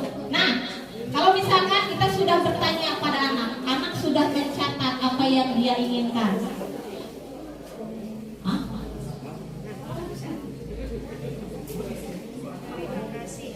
Oh iya. Yang pertama misalkan anak itu menulis menghargai orang yang sedang berbicara. Kemudian ada juga anak yang menulis belajar dengan tekun. Kemudian ada juga anak, ini contoh ya Bu ya, kayak contoh. Kemudian ada anak yang menulis mengerjakan tugas tepat waktu. Kemudian juga ada yang menulis ramah kepada teman dan guru. Kemudian datang tepat waktu, menjaga barang yang ada di kelas, menjaga kedamaian dan ketentraman, serta peduli pada teman. Misalkan murid kita menulis contohnya kelas impiannya ingin seperti ini, maka next Pak. Nah, dari peraturan kelas yang mereka tadi buat, maka kita kelompokkan berdasarkan nilai-nilai kebajikan, karena kan membuat keyakinan kelas. Tadi poin yang 1, yang menghargai orang yang sedang berbicara. Kemudian 1, 2, 3, 4, 5 menjaga barang yang ada di kelas serta peduli pada teman. Next lagi Pak, kita masukkan ke dalam nilai saling menghormati. Kemudian poin 2 dan 3. Poin 2 belajar dengan tekun atau mengerjakan tugas tepat waktu. Kita masukkan ke dalam nilai kebajikan apa Ibu Bapak? Ketekunan. Dan poin 4, 5 dan 8 ramah kepada teman dan guru, datang tepat waktu dan menjaga kedamaian dan ketentraman. Kita masukkan ke dalam poin nilai ingin diterima. Sehingga keyakinan kelas yang akan terbentuk. 1, kami itu berarti guru dan siswa. Kami meyakini bahwa sangat penting untuk menghormati semua orang dan barang milik orang lain. Kemudian yang kedua, kami meyakini bahwa sangat penting untuk mengerjakan pekerjaan yang telah ditugaskan pada kita dengan tekun. Atau yang ketiga, kami meyakini sangat penting untuk merasa diterima dan saling peduli dengan orang lain. Nah, jika sudah disepakati keyakinan kelasnya, Ibu Bapak bisa dibuat dalam desain Canva atau misalkan dibuat dalam Word juga atau PowerPoint, kemudian di print, kemudian ditandatangani oleh seluruh warga kelas yang ada di kesepakatan kelas. Tempelkan di pojok atau di dinding kelas ibu bapak dengan tujuan agar anak itu dibaca. Karena kan kita tidak boleh menghukum, tidak boleh memberikan konsekuensi. Jadi ketika ada, nanti sebetulnya dibahas oleh rekan saya ya, kalau misalkan ada anak yang melanggar aturan, karena kita tidak boleh menghukum atau memberikan konsekuensi apalagi penghargaan, kita balikan atau ingatkan dengan keyakinan kelas yang kita sepakati. Itu nanti dibahas sebetulnya oleh rekan saya di segitiga restitusi. Nah, karena tadi diawali dengan pantun, maka di akhir juga saya akan akhiri dengan pantun. Burung gagak dikejar buaya, dia pun menghindar untuk membalas. Ayo bergerak mencipta budaya, dimulai dengan keyakinan kelas. Itu saja materi yang dapat saya sampaikan, kurang dan lebihnya mohon maaf. Jika ada pertanyaan, baik itu dari materi 1, 2, ataupun 3, bisa ditulis dulu, nanti setelah materi selesai baru ibu bisa boleh tanyakan. Saya tutup dengan wabillahi taufiq wal hidayah. Wassalamualaikum warahmatullahi wabarakatuh.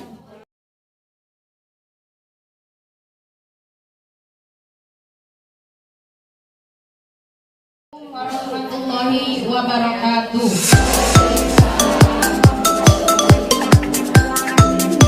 Saya ucapkan terima kasih kepada Bapak dan Ibu yang sudah hadir dalam acara ini ya.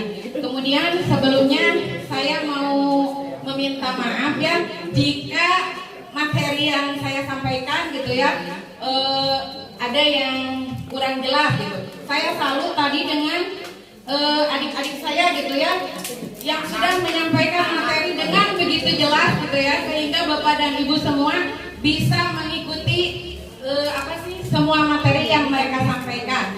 Namun di sini ya saya ingin mencoba gitu ya Bu untuk menyampaikan materi, karena tadi sebelumnya kan Pak Kusnadi sudah bilang kalau kami mengikuti guru penggerak itu ya, motivasi pertamanya bukan dari dalam diri sendiri gitu ya Bu, tapi tadi dari apa sih namanya? Karena ya itu yang pertama ya, karena saya ditugaskan oleh Bapak Kepala dulu ya untuk mewakili SD Karyajar 3 gitu ya Bu, untuk mengikuti pelatihan calon guru penggerak gitu Bu. Kemudian saya lulus gitu ya Bu. Jadi ya bagaimana saya harus melaksanakan gitu ya Bu. Ini untuk tugas gitu ya Bapak Ibu, saya ucapkan terima kasih karena Bapak dan Ibu sudah mendukung gitu ya, bisa menyempatkan untuk datang ke sini. Baiklah ya Bapak dan Ibu, saya akan mulai dengan pemaparan materi. Mungkin materi yang saya sampaikan ini Bapak dan Ibu semua sudah mengetahuinya gitu ya Bu. Karena ini berhubungan dengan kebutuhan dasar manusia ya. Ketika kita ya Bu ingin melaksanakan atau mengupayakan budaya positif di lingkungan sekolah kita masing-masing, maka kita harus mengetahui dulu apa yang anak-anak kita butuhkan, atau yang ini namanya kebutuhan dasar manusia. Jadi kita harus memahami dulu kebutuhan dasar manusia ini ada 5 ya. Yang pertama, kebutuhan untuk bertahan hidup. Kemudian yang kedua, kebutuhan cinta dan kasih sayang. Yang ketiga, kebebasan. Yang keempat, kesenangan. Dan yang kelima, kekuasaan. Seperti di sini ya Bu, menurut Dr. William Glasser, seorang psikiater dari Amerika Serikat, menyatakan bahwa seluruh tindakan manusia itu memiliki tujuan tertentu, yaitu untuk memenuhi kebutuhan dasarnya. Nah, dari teori ini maka dalam materi ini akan dibahas kebutuhan dasar manusia. Untuk yang pertama tadi ya, kebutuhan untuk bertahan hidup. Kebutuhan untuk bertahan hidup ini merupakan kebutuhan yang bersifat fisiologis, ya, mulai dari misalkan kebutuhan rumah, kesehatan ataupun makanan, ya. Jadi apa yang anak-anak kita butuhkan untuk mereka bisa bertahan hidup, itu kebutuhan bertahan hidup. Yang kedua, ya, gak apa-apa ya. Yang kedua tadi kebutuhan cinta dan kasih sayang. Nah, kalau ini mungkin ya sifatnya lebih ke psikologis, ya. Jadi kebutuhan akan cinta dan kasih sayang ini, bagaimana si anak tersebut misalkannya mendapatkan perlakuan dari orang tua atau dari kita sebagai guru untuk mendapatkan cinta dan kasih sayangnya, ataupun dari teman-temannya, gitu ya Bu. Itu merupakan yang kedua. Kemudian yang ketiga yaitu kebutuhan akan kebebasan. Nah, kebutuhan akan kebebasan ini ya, jadi kan anak-anak itu kadang suka berulang gitu ya Bu, jika di dalam kelas. Nah, kita itu tidak bisa langsung misalkan ya menghukum si anak itu, misalkan kenapa kamu melakukan ini gitu ya Bu. Jadi kita harus seperti yang tadi teman-teman saya katakan, bahwa kita itu harus melakukan apa sih namanya tuh, restitusi ya Bu. Jadi kita harus bertanya dulu kepada si anak, misalkan kenapa misalkan kamu, misal contoh ya Bu, ada anak yang suka mengambil bekal makanan temannya, misalkan. Nah, kita harus bertanya gitu, mengapa kamu nak, misalkan ya, mengambil bekal makanan teman kamu. Nah, tadi kan kita berbicara kekuasaan. Jadi kekuasaan atau kebebasan? Oh ya, kebebasan gitu ya Bu. Nah, nanti si anak misalkan menjawab, ibu dan abdi mah misalkan ku mamah tara dibekalan kitu, misalkannya Bu, jantan nya abdi teh hoyong misalkannya misalkan tuangan anu lerencangan gitu nya Bu. Nah, jadi ketika si anak menjawab seperti itu, berarti anak tersebut membutuhkan itu kebebasan ya Bu, dalam misalkan memilih makanan, karena orang tuanya misalkan memberikan dia tiap hari makanannya itu aja misalkan ya. Kalau anak-anak sekarang kan suka dengan makanan yang instan misalkan ya Bu, jadi dikasih bekal kan mie ataupun sosis ya. Nah, jadi si anak itu mungkin melakukan suatu perbuatan gitu ya dengan mengambil temannya, karena dia itu membutuhkan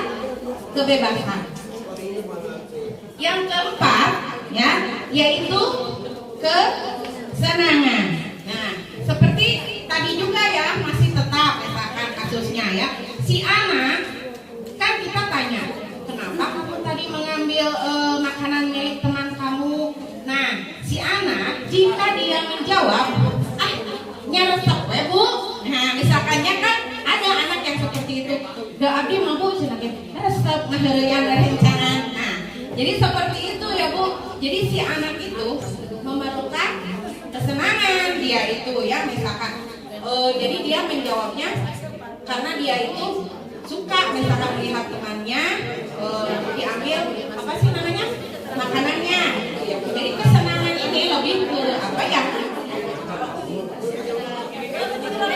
Ya, jadi ya karena dia itu misalkan merasa senang aja gitu ya, untuk misalkan bisa mencari kesenangan gitu ya, atau perhatian gitu. Kemudian yang terakhir ya, yaitu kebutuhan dasar kekuasaan. Jadi dengan tadi si anak mengambil makanan temannya itu, jadi dia ingin misalkan temannya itu takut pada dia ya, jadi dia itu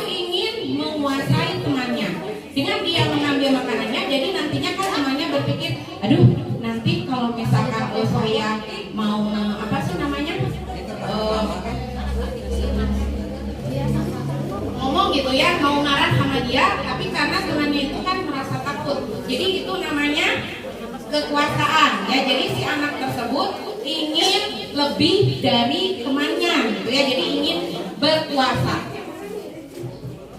Ya, mungkin kalau materi dari saya ya Bu tentang 5 kebutuhan dasar manusia hanya sebatas itu ya Bu, karena ini mungkin teori, nanti kan bisa lah Bu materinya mah gitu ya disampaikan di grup lewat WA ya. Ini karena yang saya sampaikan ini merupakan teori gitu ya Bu, tidak seperti tadi kan ada prakteknya gitu ya. Tapi kita dengan mengetahui kebutuhan dasar manusia ini, kita bisa meminimalisir gitu ya apa yang anak-anak kita butuhkan dalam nanti kita mengembangkan budaya positif ya di kelas atau di sekolah kita masing-masing. Jadi kita tidak langsung misalkan apa sih namanya menghukum anak gitu ya. Jadi tadi dengan melalui langkah restitusi. Dan untuk langkah-langkah restitusinya nanti akan disampaikan oleh rekan saya ya, mungkin nanti bagian terakhir ya oleh Pak Ia. Mungkin penjelasan dari saya dicukupkan sekian. Saya ucapkan terima kasih atas perhatiannya. Wabillahi taufiq wal hidayah. Wassalamualaikum warahmatullahi wabarakatuh. Saya ucapkan terima kasih kepada Ibu Nemi.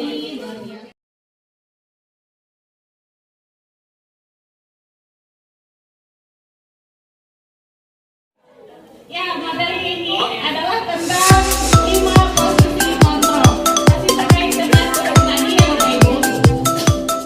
Kita akan mengenali hal-hal yang pernah atau sudah sering kita lakukan di sekolah atau di dalam kelas dalam penanaman atau menerapkan keteraturan atau tata tertib atau budaya positif yang tadi yang kita harapkan terjadi. Nah, itu fotonya foto Daeng Gasen. Karena memang materi ini beliau yang mencetuskan, jadi Daeng Gasen. Nah, 5 posisi kontrol kita akan mengenalinya satu per satu. Boleh? Ya, baik. Yang pertama adalah posisi kontrol sebagai penghukum. Ya, Bapak Ibu guru hebat, selalu kan yang di kelas atau yang di sekolah bagaimana caranya supaya anak itu melakukan hal-hal yang kita anggap adalah hal yang baik ya, sebagai cerminan anak yang baik ya, atau memiliki profil pelajar Pancasila tadi dalam kurikulum Merdeka. Nah, pertama adalah posisi kontrol penghukum. Yang kedua, ada juga posisi kontrol pembuat rasa atau merasa bersalah. Dan yang ketiga, posisi kontrol sebagai teman. Yang keempat, posisi kontrol sebagai pemantau atau monitor. Serta yang terakhir adalah posisi kontrol sebagai manajer. Ya, baik, next. Nah, kita kenali satu per satu. Posisi kontrol penghukum. Dalam hal ini, identitas yang kita sematkan ke diri anak adalah sebuah kegagalan. Misalnya, anak melakukan kesalahan, tidak kerja PR, datang kesiangan, kontrol dari luar. Jadi ibu guru yang berusaha atau dari eksternal, dari luar diri anak yang mengendalikan.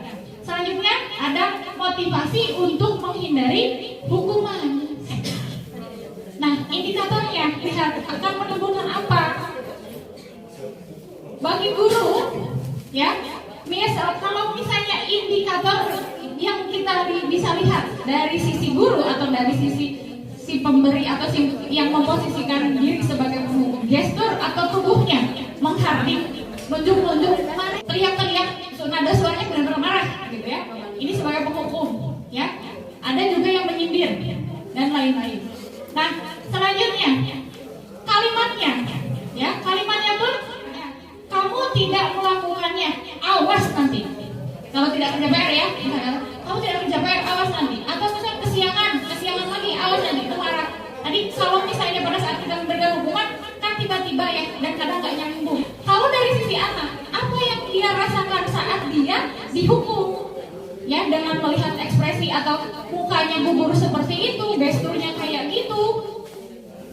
dan misalnya tuh teriak, bentak, dan atau isi kalimatnya wow luar biasa, tweet, ada yang jelasin mungkin di dalam diri anak, mungkin ada rasa dendam di dalam hati anak saat dia dimarahi, ya karena takut dihukum, akhirnya pada saat melakukan kesalahan yang lain dia coba tutupi dengan apa? Dengan berbohong.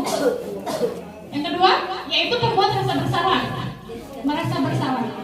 Kalau di pembuat rasa bersalah ini tadi tetap identitasnya adalah anak tuh merasa gagal. Hari ini saya sudah gagal. Kontrolnya tetap sama seperti penghukum, yaitu kontrol dari luar. Motivasi yaitu tadi tetap menghindari untuk mendapatkan hukuman, gitu ya, menghindari hukuman supaya saya tidak dihukum. Indikatornya apa Bapak Ibu? Hari ini Ibu kecewa sama kamu, kenapa kamu lakukan ini? Padahal Ibu percaya kalau kamu itu anak yang disiplin. Isi kalimat itu, aduh, ternyata hari ini saya tidak berhasil membahagiakan ibu guru. Bagaimana ya? Dan dia akan menarik diri dari kelompoknya atau menjauh dari ibu guru. Karena itu dia merasa bersalah. Ya, Bu, murid ini memandangkan gurunya itu di dalam dunia berkualitas dengan halus atau mungkin dengan diam di dalam hati. Oh, maafkan saya hari ini. Saya tidak bermaksud menyakiti ibu, tapi kenapa ibu lakukan ini sama saya? Mungkin seperti itu ya. Itu rasa bahwa hari ini saya tidak ingin mengecewakan ibu. Tapi apa daya, kan saya kesiangan bukan karena saya yang mau. Selanjutnya yang ketiga, yaitu memposisikan diri sebagai teman. Nah, kalau memposisikan diri sebagai teman, identitas yang dimiliki oleh anak saat melakukan kesalahan adalah kesuksesan, berhasil. Ya, apapun tindakan dia hari itu pasti tetap berhasil kategorinya. Tidak masalah, nggak apa-apa. Masih tetap yakin bahwa saya aman-aman saja, itu identitas berhasil. Nah, hanya saja kontrolnya masih dari luar, masih motivasi eksternal, bukan atas keinginannya sendiri. Selanjutnya, motivasi untuk mendapatkan imbalan atau hadiah. Saya itu kalaupun melakukan kesalahan, paling cuma diingatkan saja, tidak ada ini itu, ibu guru atau bapak guru tidak pernah belotot, marah-marah dan lain-lain. Dan selanjutnya, adanya ketergantungan. Misal, ibu bapak, saya wali kelasnya ibu A. Ibu A senantiasa memposisikan diri sebagai teman. Saya nyaman sebagai murid, saya nyaman belajar ibu A. Giliran ibu A-nya sakit, tidak masuk, diganti ibu B. Wah, cemberut seharian. Nggak mau saya belajar sama beliau, misalnya. Kenapa? Nggak mau, pokoknya yang saya sukai adalah ibu A tadi. Kenapa? Karena tadi ketergantungan terhadap orang lain, ya, sebagai teman. Indikatornya apa? Lihat pada guru, ya, guru itu gesturnya itu membuat alasan-alasan untuk murid. Misalnya tadi terlambat. Nah, sini. Oh, ibu tahu, kamu hari ini terlambat karena adikmu sakit ya? Padahal ya belum tentu adiknya sakit atau keterlambatannya karena adiknya sakit. Memang ini tujuannya agar anak tidak merasa bersalah dan tidak ketakutan dengan kesalahannya dia. Murid itu memposisikan gurunya itu sebagai orang yang sangat penting di dalam dunia berkualitasnya itu. Pokoknya saya happy, saya bahagia, saya itu adalah pribadi yang baik menurut pandangannya jika saya ditemani oleh ibu guru yang baik. Oke, selanjutnya ada posisi yang keempat. Ini adalah posisi pemantau atau monitor. Ya, identitasnya adalah identitas diri pada anak adalah dia berhasil karena tadi sesuatu dilakukan, aktivitas baik perilaku yang dilakukan itu tentunya pasti punya tujuan, ya, didasari dengan tujuan, dan tujuan orang untuk perilaku yang sama bisa jadi berbeda-beda. Saya misalnya rajin belajar karena pengen ilmu, saya rajin belajar karena pengen diambil hadiah tadi. Dan ketergantungan pada orang lain, ya betul. Pada saat nggak ada orang yang kontrolnya, ibu bapak guru nggak ada nih. Akhirnya ya sudah, dia lakukan semaunya sendiri gitu ya, atau tidak sesuai dengan yang idealnya. Indikatornya apa? Dari guru dia itu menghitung atau mengukur. Biasanya nada bicaranya datar Bapak Ibu. Pada saat bertemu dengan anak yang melakukan kesalahan, apakah kamu tahu apa yang kamu lakukan hari ini? Iya Bu, saya kesiangan. Kamu tahu konsekuensinya seperti apa? Tahu aturan kita apa? Terus apa yang harus kamu lakukan setelah ini sebagai konsekuensi dari kesalahanmu hari ini? Itu datar, pemantau, ya. Tapi mengacu pada aturan gitu ya. Aturan kembali ke aturan lagi. Tidak diberikan kesempatan kepada anaknya, ya. Nah, kembali ke aturan atau kembali ke kesepakatan bersama. Seperti apa dampaknya bagi anak? Itu satu, menitik beratkan pada sanksi atau hadiah untuk berperilaku. Kalau misalnya ada hadiahnya, baru saya semangat. Kalau misalnya nggak ada, nggak mau. Anak suka nanya dulu, Bu, saya maju, hadiahnya apa? Selanjutnya, ini anaknya menyesuaikan diri bila diawasi. Ya, saya pasti akan teratur, tertib, sesuai dengan aturan kalau ibu gurunya ada. Itu karena ada yang mantau. Gitu ya Bapak Ibu guru hebat. Nah, selanjutnya ada posisi kontrol yang kelima. Apa ya?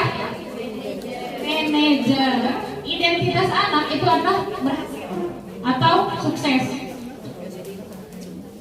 Nah, dia itu tidak merasa bahwa karena tadi melakukan sesuatu ada tujuannya, berarti ada kontrol diri di situ, ya, bukan dari luar, bukan dari orang lain.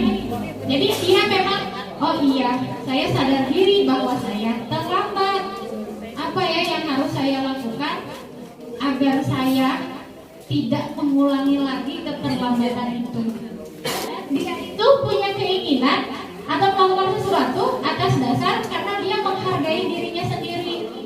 Saya ingin menjadi pribadi yang baik, saya ingin menjadi pribadi yang ideal berdasarkan keyakinan masing-masing, atau mungkin kalau anak memahami saya ingin menjadi profil pelajar Pancasila, tentunya tidak terlambat. Ya Bapak Ibu, tentunya tugas dikerjakan. Begitu ya. Nah, next. Selanjutnya, nah indikator dari manajer.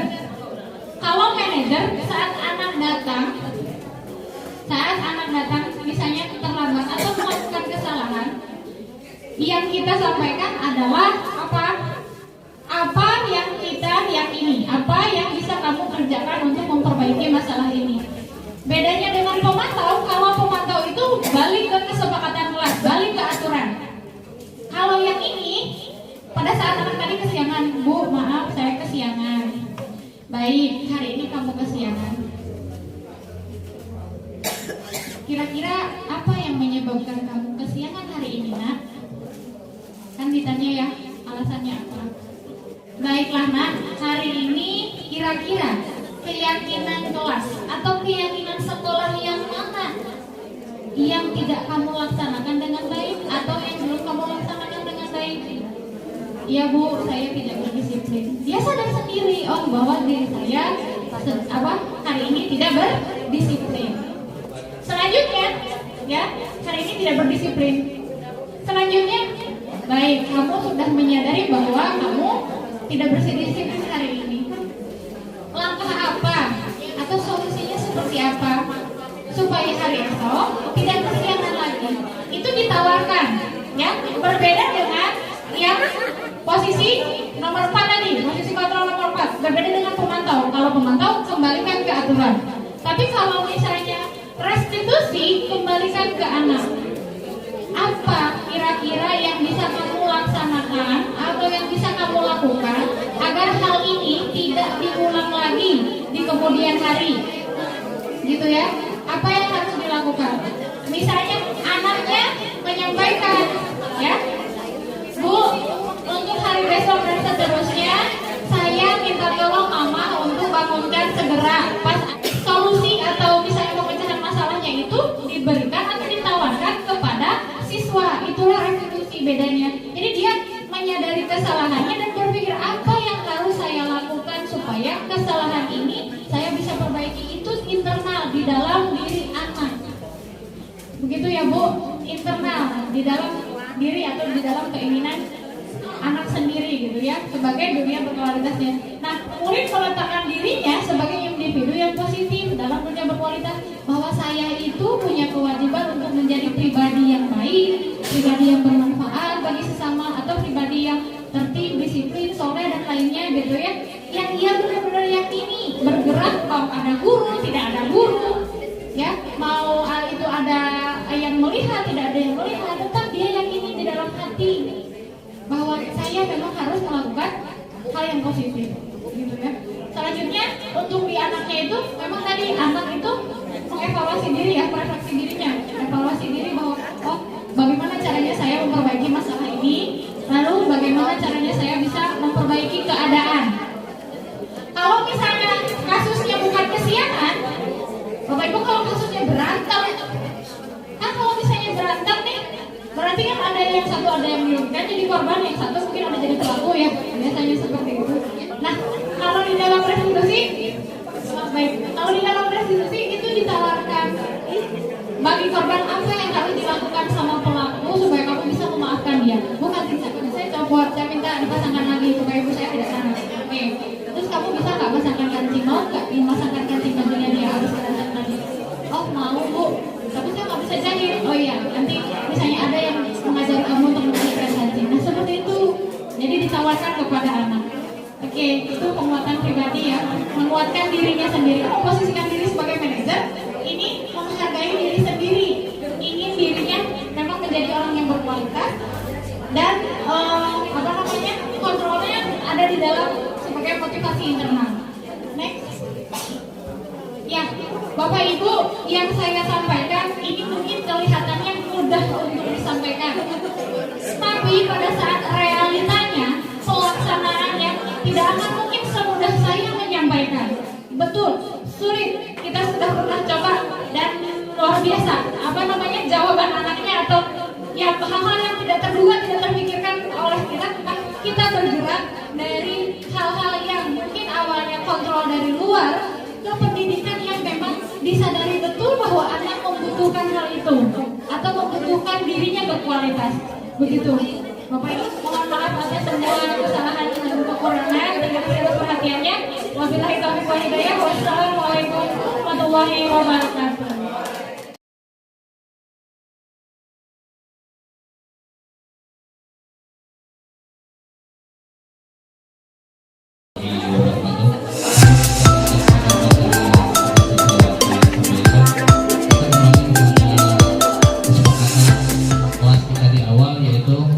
Kita tidak akan melebihi jam 12.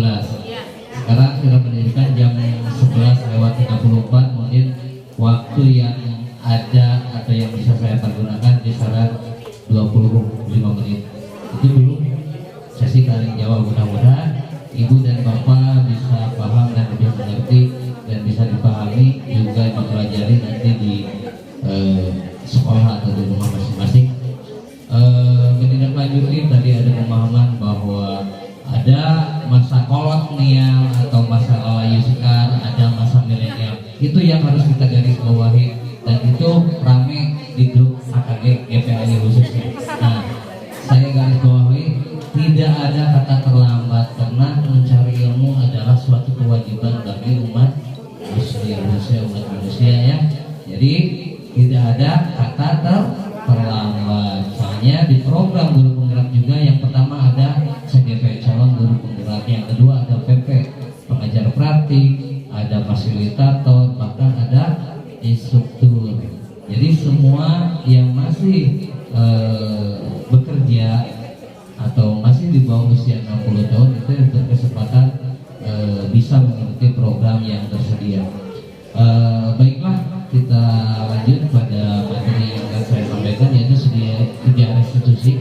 Sebetulnya dari kelima materi di awal, yang pertama dimulai dengan disiplin positif dan nilai-nilai universal, lanjut dengan hukuman, penghargaan dan restitusi, tambah lagi dengan keyakinan kelas, terus 5 dasar kebutuhan manusia dan 5 posisi kontrol.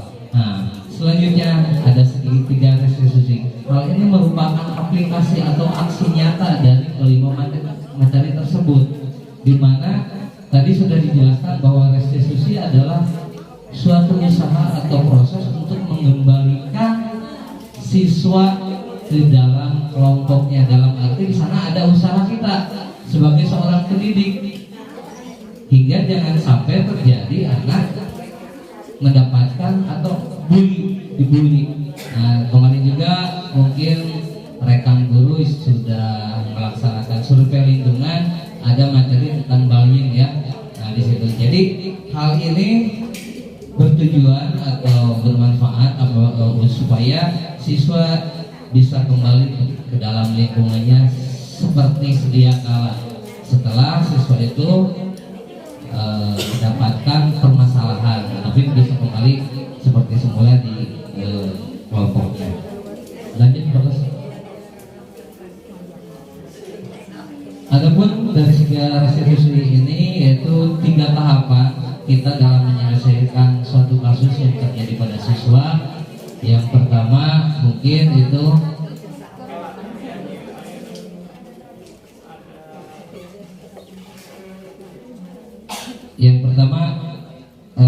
dari segi restitusi itu yaitu menstabilkan identitas.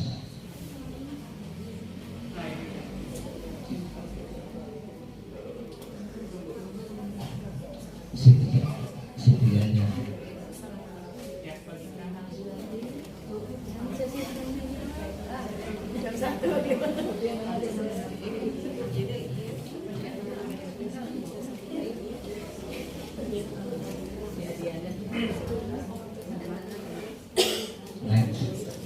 Next. 3 langkah dari segitiga restitusi, yaitu langkah yang pertama menstabilkan identitas. Dalam arti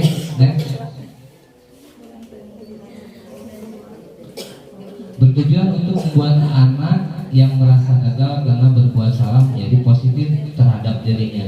Jadi kita menstabilkan kondisi anak dulu. Anak yang sudah mempunyai permasalahan atau yang sudah berbuat salah, kita kembalikan kondisi kejiwaannya atau motivasi intrinsiknya supaya anak tidak merasa down. Jadi anak harus kembali percaya diri, jadi menjadi positif terhadap dirinya sendiri. Next. Adapun tahapan-tahapan atau dialog kita sebagai seorang pendidik dalam menghadapi anak, dalam menstabilkan identitas, bisa kita berbuat salah itu hal yang manusiawi. Itu perkataan kita terhadap anak. Berbuat salah itu hal yang manusiawi. Tidak ada manusia yang tidak sempurna. Jadi anak yakin bahwa kesalahan itu memang wajar, dianggap wajar, dan tidak menjadi unsur yang fatal atau yang tidak bisa diperbaiki. Kesalahan itu bisa diperbaiki. Bapak atau ibu tidak tertarik untuk mencari tahu siapa yang salah, tapi di sini bapak dan ibu akan mencari solusi untuk menyelesaikan permasalahan. Mungkin itu dialog-dialog yang harus kita lakukan dengan anak agar jiwa anak kembali normal atau tidak down. Next. Nah, sedangkan tahapan yang kedua yaitu validasi kebutuhan, bertujuan untuk membantu siswa mengenali basic need atau kebutuhan yang ingin dipenuhi ketika melakukan kesalahan. Pada dasarnya, setiap tindakan manusia tujuannya adalah memenuhi basic need. Apakah itu power, freedom, love, belonging, fun, atau survival, atau dalam arti 5 kebutuhan manusia. Seperti itu. Jadi membantu siswa untuk mengenali kebutuhan dari siswa itu sendiri. Adapun dialog-dialog nanti yang kita bisa munculkan ketika kita bertemu dengan siswa, pertama, kamu bisa saja kan melakukan hal seperti hal yang buruk, tapi kamu bisa tidak melakukannya. Kamu pasti punya alasan mengapa kamu melakukannya. Jadi kita gali alasan-alasan yang bisa siswa ungkapkan. Jadi pada intinya dari materi 1 hingga materi 6 itu kita tetap menggali motivasi intrinsik atau potensi diri yang ada pada diri anak. Kasarnya kita tidak mengatur atau mengarahkan anak tumbuh berjalan dengan sendirinya sesuai dengan potensi yang ada pada diri anak. Lanjut. Nah, ini proses yang ketiga, menanyakan keyakinan berhubungan dengan keyakinan di kelas, berhubungan dengan keyakinan pribadi itu siswa sendiri, yang bertujuan agar anak melihat kesalahannya dihubungkan dengan norma sosial dan nilai-nilai yang mendasari manusia berinteraksi dengan orang lain. Jadi anak mengetahui, oh saya telah melakukan suatu kesalahan, apa kesalahan itu dan bagaimana nanti saya harus memperbaikinya. Next, adapun dialog atau kata-kata yang bisa kita ucapkan ketika kita berhubungan langsung dengan anak yang bermasalah. Di tahap ketiga, kita bisa menanyakan apa nilai yang kita percaya di kelas, kembali kepada keyakinan kelas. Kita menanyakan kembali keyakinan kelas kita itu seperti apa. Yang kedua, nilai-nilai universal apa yang telah kita sepakati, kembali kepada materi tadi nomor 1 ya. Terus kelas yang ideal itu seperti apa? Jadi kita tanyakan kepada anak. Kalau anak bisa sudah bisa menjawab pertanyaan-pertanyaan ini, secara otomatis anak pasti tahu dan pasti mampu mengatasi masalahnya sendiri. Mungkin secara global materi dari restitusi merupakan materi aksi nyata dari modul 1.4 ini, dari mulai disiplin positif dan lain sebagainya. Terus ada pun interpelasi 30 detik. Jadi setelah kita melakukan ketiga tahapan, kita bisa melaksanakan dialog-dialog seperti ini. Next, mungkin itu yang bisa saya sampaikan karena adanya keterbatasan waktu.